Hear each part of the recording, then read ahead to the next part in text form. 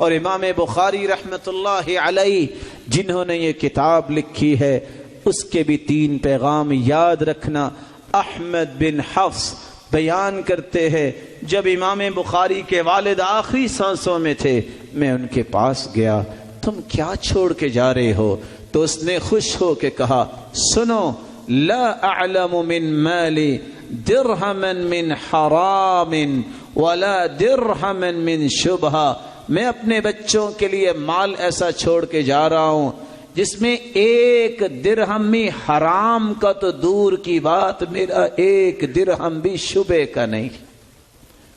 حدیث بخاری پڑھنے والوں کے لیے بہت بڑا پیغام، ٹکڑے ہو جائیں حرام کی طرف نہ جانا۔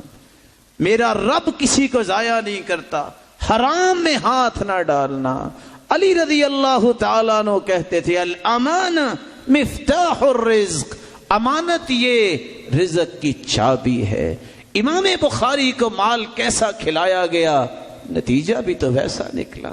رسول اللہ صلی اللہ علیہ وسلم نے اس لیے فرمایا 4 اذا كن فيك فلا عليك ما فاتك من الدنيا، میرے صحابی 4 چیزیں اگر تجھے مل جائے ساری دنیا لٹ جائے پریشان نہ ہونا۔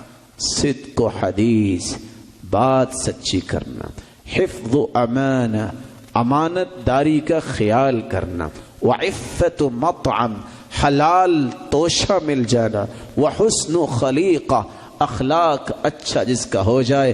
4 چیزیں جس کو مل جائیں ساری دنیا اس کی لٹ جائے، اس کے پاس سب کچھ باقی رہتا ہے۔ امام بخاری کا دوسرا پیغام، بکر بن منیر بیان کرتے ہیں کہ مجھے امام بخاری نے جب یہ بیان کیا میں ورطۂ حیرت میں چلا گیا۔ کہتے ہیں انی لارجو ان القى اللہ ولا يحاسبنی انی اغتبت احدا، اللہ کے سامنے جب میرے معاملات کھلیں گے مجھے امید ہے میں اس حالت میں اللہ سے ملوں گا ایک بندے کی غیبت میرے نامہ اعمال میں نہیں لکھی ہوگی۔ پیغام سنیے امام بخاری کا۔ تیسرا پیغام، امام بخاری نے کبھی دل میں کسی کے بارے میں رنجش نہیں رکھی۔ ابو معاشر سامنے بیٹھے، حدیث سنی نبی نے تھے، حدیث سن کے جھوم اٹھے تو امام بخاری مسکرا دی، بعد میں کہتے ہیں استغفر اللہ استغفر اللہ یا ابا معشر اجعلنی فی حل، ابو معاشر مجھے معاف کر دو۔ کہا کیا ہوا؟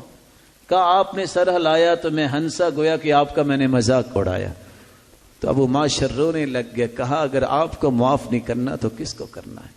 زندگی کے اندر اس طرح کی کوشش کریں آپ سے کسی کو تکلیف نہ ہو، نہ آپ کے فکر سے، نہ آپ کے عمل سے، نہ آپ کے وجود سے، بلکہ آپ کا فکر، آپ کا وجود اور آپ کا عمل دنیا کے لیے مشعل راہ بنے۔ اور امام بخاری کے اس کوشش کو بھی سامنے رکھنا، ساری رات ان کا کام کیا تھا، اٹھتے حدیث لکھتے پھر سو جاتے، اٹھتے پھر حدیث لکھتے پھر سو جاتے۔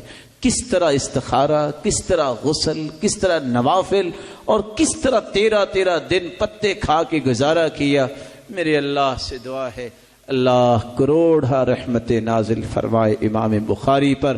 عید الفطر کی رات امام بخاری 13 دن کم 62 سال کی عمر میں 256 ہجری میں اللہ کے پاس چلے گئے۔ اللہ رب العزت کروڑا رحمتی اس کی قبر پہ فرمائے۔